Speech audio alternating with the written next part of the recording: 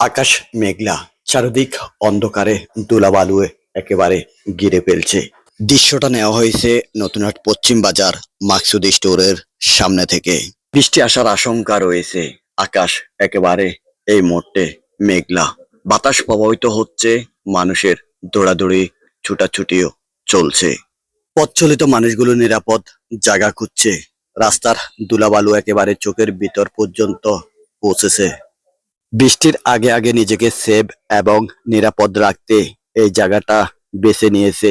বৃষ্টি কমলে না হয় আবার এখান থেকে বেরিয়ে পড়বে, এমন পথ চলিত অসংখ্য মানুষ এভাবে নিরাপদ জায়গা বেছে নিচ্ছে। অবশেষে আল্লাহর রহমতের বৃষ্টি যেন নেমে পড়লো, তা আবার টিনের চালের বৃষ্টি। অদ্ভুত এই চমৎকার টিনের চালের বৃষ্টির দৃশ্য দেখলে অতীতের ছোটকালের দিনগুলোর কথা মনে পড়ে যায়।